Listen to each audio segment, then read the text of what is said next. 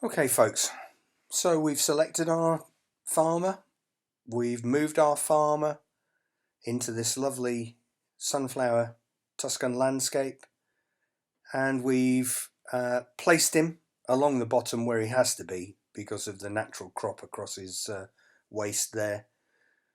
One last thing to remember, of course, is that we could make him bigger or smaller, and to do that we would just go to Edit, Transform, Scale, which would put these boxes around him, and we could make him bigger or smaller. Now, I don't recommend that because in this case it's quite a pixelated image already, so you wouldn't want him to be more pixelated than the background. For instance, if I make him very big, you can see he starts to look very crunchy compared to the background. So if we keep everything within scale, and also we don't want to cover up the building in the background. Anyway, if you do that and you've got, this round him, you have to hit the enter key to get rid of it. Okay? Now, think back to our photography unit. One of the things, so you've got two different things going on here in terms of depth of field. The farmer was on a background that was blurred, so that was a shallow depth of field. Just here, you've placed him on a landscape which was probably shot at f22 or thereabouts. That's got deep focus. Everything from foreground to background is in focus. So another layer of interest we could try to suggest would be a shallower depth of field. And to do that, we need to blur the background, but we need to blur it gradually. Okay? So the next thing we need to do is to duplicate the background. Come over to your layers, click background, and you can either drag your background over that little icon there, our folded over corner square, which would duplicate it. Or if I show you another way of doing it, click on the background and go to Layer, Duplicate Layer, and click OK. And there you've got two background layers. Okay? What we're going to do is we're going to blur this background copy layer. We're going to do that by going to Filter, Blur, Filter, Blur, Lens Blur,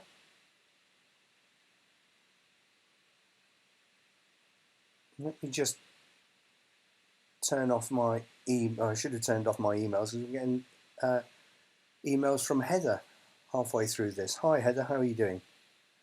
The lens blur has taken us into this separate little dialog box, and I want you to put the radius to about 9 or 10. You can blur it crazily like that, or you can blur it with only a tiny little bit of blur, but if we go to 9 or 10, that's just sufficient, I think, to suggest that there's a distance there. Once you've got that radius set to 9 or 10, click OK, and it will come back in, and as you can see, all of it is blurred. So what we want to do is to introduce some of the sharpness at the bottom here. And what we're going to do is add a layer mask to this by clicking this little icon down here at the bottom of the layers, the rectangle with the white rectangle with the black circle in the middle. That's going to give us a white layer mask for our blurred layer.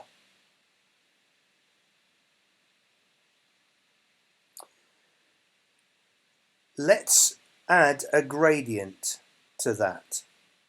So if we come over to the other side, select our gradient tool, this little rectangle with the black on the left and the white on the right. Let's make sure it's that way round and it's that one that's selected. And we have to make sure our colours are black in the foreground and white in the background. Now, let's make sure we're working on the blurred layer layer mask. I'm going to click in here, over here, look, can you see? Click in there and drag upwards and let go. Now, did you see that now the sunflowers in the foreground are sharp and gradually things start to get blurred around here and get more and more blurred until they're blurred in the background? And you go from it being a very busy image, if I turn that blurred layer off and everything in the background is sharp, to that where there's a definite separation between the farmer's head and the background there. I think that really works. Now, I'm more than happy to leave it at that stage, except I then start to look at this sunflower here. And also we've got some little details to sort out in here. So that's two separate layer masks. Let's sort out the farmer first. So we need to be working on the layer with the farmer on it. Yes? Can you see? And for this, we're going to sort out, if you look closely, if we'd done a massive print of that, look, you've got the blurred green from his previous background in there, and this yellow and green striping going on here. So ideally we'd need that effect, the stripy effect, in these areas too. Take your black brush over here, brush tool, make sure your colours are black and white, brush tool.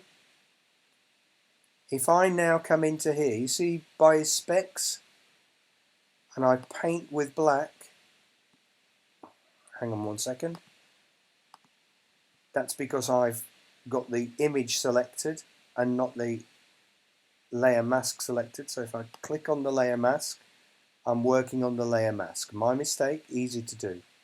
I'm now coming back in and I'm painting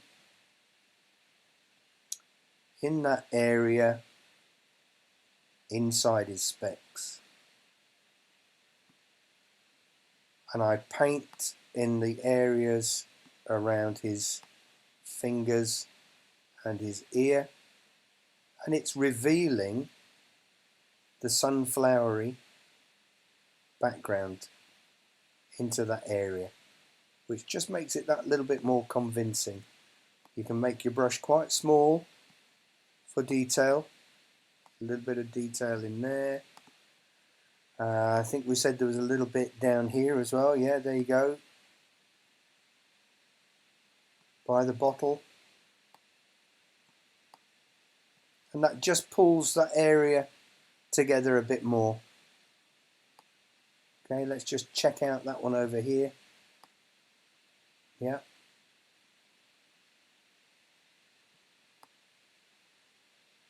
Okay, do you see it?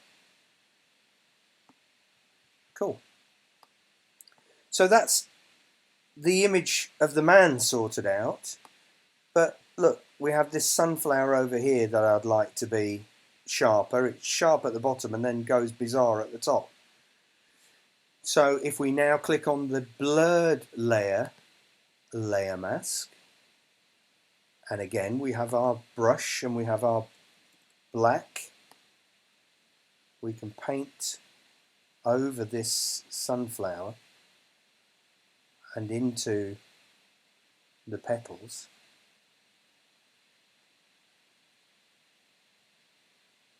And if you wanted to be very careful, which I suggest you do, I'm just doing it quickly for the sake of the video, you could get up to the edges but you have to be careful again not to go over the edges of the petals, otherwise you'll start to reveal as sharp the stuff that's behind it. Okay, so that's a little bit better look. What else could we do? That one's all right in the background there. We could probably do with a couple of the little petals there, which have got blurred. How's this one doing? Yeah, just making sure. Again, when they're blown up like this, you can see how pixelated the images are. That's because they're very small files. So we've gone from having Matey Boy here on this busy background, very difficult to pick him out. It's quite a busy, confusing image. We've added that depth of field effect, which we know from our photography unit can deal with a busy background by blurring it slightly. That looks pretty good. Very convincing. Again, I'll point out the reason these two images work together is the sun is in the same place in both images. It would be no good if you had the sun from low to the right on the building and high to the left on the man. The sun is in the same place in both of these images. I've carefully selected them so that they will sit convincingly together. Okay, we've got these layers here, so our next step would be to go to Layer at the top, Flatten Image at the bottom, and then File, Save As. Excuse me, folks. Save it somewhere you're going to be able to find it.